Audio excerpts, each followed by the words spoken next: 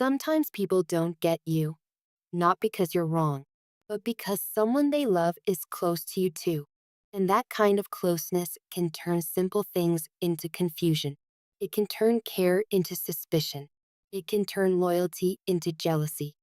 And it can turn a good hearted person like you into a problem in someone else's story, even when you never meant to hurt anyone.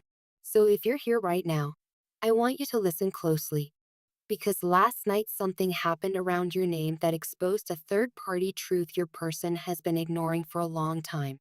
And it was shocking. It was emotional. And it revealed exactly why things have felt messy, heavy, and misunderstood between you and them.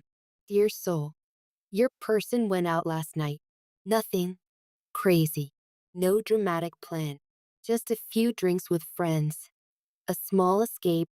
A moment to breathe. But what they didn't expect is that your name would come up. And the moment it did, everything changed. At first, it was casual conversation, the kind where people laugh too loud because the alcohol makes them feel bold. Someone told a story, another friend interrupted, and then, like a match striking in the dark, your name slipped into the room. And one friend said it, not kindly, not respectfully. They said you are a thorn in their side. They said you're always poking and prodding at your person's insecurities. They said you're trouble, like a sharp point that keeps reminding your person of what they're not doing right, what they're not fixing, what they're not facing. And listen, it wasn't just what they said, it was how they said it, like they were certain, like they were proud, like they were finally speaking a truth they've been waiting to throw at your person. And your person snapped, not in a loud, chaotic way at first. It was worse than that. They went quiet. That kind of quiet where your chest tightens because you can feel the anger building behind the eyes. That kind of quiet that says, if you keep going, you're going to regret it. Because when that friend called you a thorn, it didn't just insult you, it stabbed something deep inside your person. Those words didn't only attack your character, they attacked a wound your person tries to hide, a wound they've been carrying silently, the wound of feeling not enough, the wound of feeling judged, the wound of feeling like they disappoint the people they care about, even when they're trying their best. So when that friend said you make them feel small, it hit too close because part of your person's fear has always been this. What if the people around me are right? What if I really am weak? What if I really am failing? And the friend didn't even know it. But they touched the exact nerve that makes your person defensive and guarded. Your person's hand tightened around the glass. Their jaw locked. And then they said, in a voice that didn't shake at all, don't talk about them like that. The table got quiet. Even the friends who weren't paying attention looked over, because the energy shifted fast. That friend tried to laugh it off, tried to play it like a joke, but your person didn't smile. They leaned forward and said, you don't get to call them a thorn when you don't even know what they've done for me. And that's when the third party truth started revealing itself. Because the friend didn't apologize. They doubled down. They said, I'm saying it because I care about you. And your person said, no, you're saying it because you're bothered. That friend rolled their eyes and said, bothered? I'm protecting you. And your person finally said what they've been holding in for months. You're not protecting me. You're trying to control the narrative. And in that moment, dear soul, your person realized something. This thorn label wasn't about you being harmful. It was about you being powerful. Not loud powerful. Not toxic powerful. But the kind of powerful that scares certain people. Because you don't just like your person. You see them. You feel them. You notice when they're pretending. You notice when they're hurting.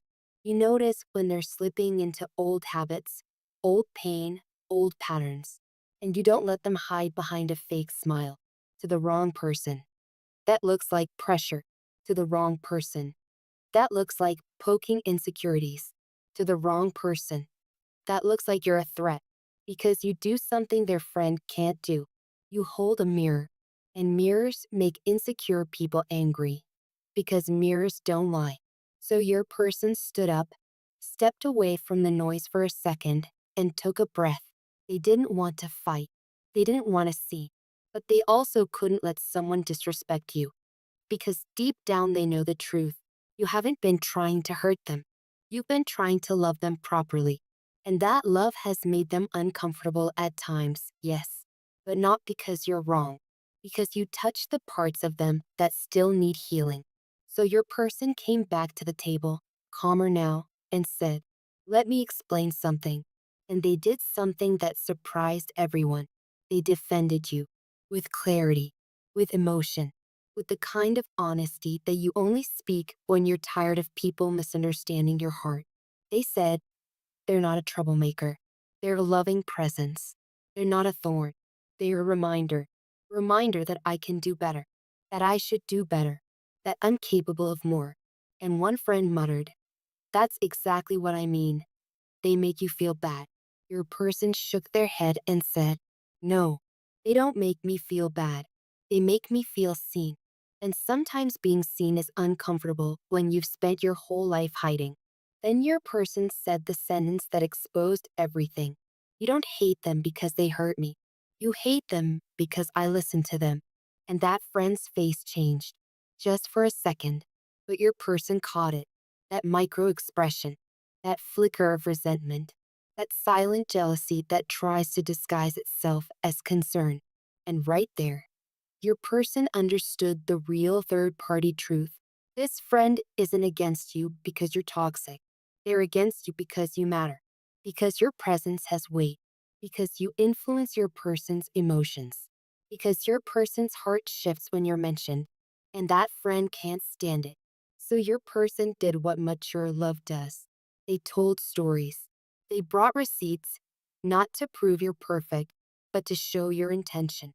They said, "When I was falling apart, they checked on me. When I was overwhelmed, they calmed me down. When I felt like nobody understood me, they didn't judge me. They listened." They don't make things harder. They make the hard things bearable. And here's the part that made the whole table go silent. Your person admitted that sometimes they acted like you were the problem, not because you were, but because it was easier. Easier to let people blame you than to admit they were scared of their own feelings. Easier to let the friend label you than to say out loud, "I care about them more than I'm ready to show." Because that's the thing about real feelings. They make cowards out of people who are used to control. And your person is battling that. They're battling what they want versus what's comfortable. They're battling their heart versus their pride. And last night, your name forced that battle into the light. Now listen carefully, dear soul. The friend finally said something that exposed them completely. They said, "I just don't trust them." And your person said, "You don't trust them or you don't trust me." The friend paused. And that pause was the answer. Because the truth is, it's not that the friend thinks you're dangerous. It's that the friend knows you're the kind of person who could change your person, the kind of person who could make them grow, the kind of person who could become permanent. And that threatens the friend's position because some third parties don't want romance. They want importance. They want to be the voice your person listens to first.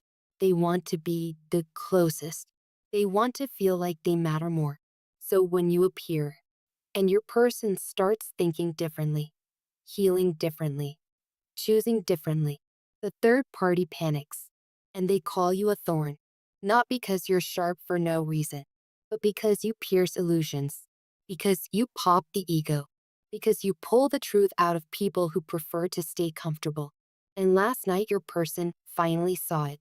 They finally saw how that friend has been quietly planting seeds, little comments, little jokes, little warnings, all meant to shift your person away from you without looking like a villain. But last night, the mask slipped, and your person didn't ignore it. They asked their friend for one thing: give them a chance. Actually get to know them. Stop judging them through your own insecurities. Stop turning my feelings into a problem. And then your person said something that matters for you. "I'm not going to let anyone disrespect someone who's been good to me. Now, I'm going to be honest with you, dear soul. That doesn't mean everything is instantly fixed. That doesn't mean your person suddenly becomes fearless.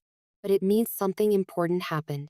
A line was drawn, a boundary was set, and for the first time in a long time, your person chose you in a room full of voices, not in public romance, but in private loyalty. And that is powerful because it means your person is waking up. They're starting to realize that the confusion wasn't created by you. It was created by people who couldn't handle your impact, people who didn't want your person to heal, people who needed your person stuck, small, unsure, because it made them easier to control. And you were never a thorn. You were the medicine that stung. You were the truth that challenged. You were the love that didn't enable. And that kind of love triggers anyone who benefits from your person's weakness. So if you've been feeling misunderstood, blamed, judged, or painted as too much, I want you to remember this. You are not too much. You are just enough for the right heart. And the wrong people will always call your love dangerous when they can't manipulate it. Now, take a deep breath with me, because I want you to claim a new affirmation today, not from ego, but from peace. Repeat this in your heart. I am valued for the love I truly bring. I am not a burden. I am a blessing. I do not have to shrink to make insecure people comfortable. I will not carry labels that were created by someone else's fear. And if you believe that your love is real, if you believe your presence is pure, if you believe what happened last night is the start of truth coming out, then do three things for me. Like this video so this message reaches the soul who needs it next. Subscribe to the channel if you love your person after everything that happened. And comment amen to claim this affirmation.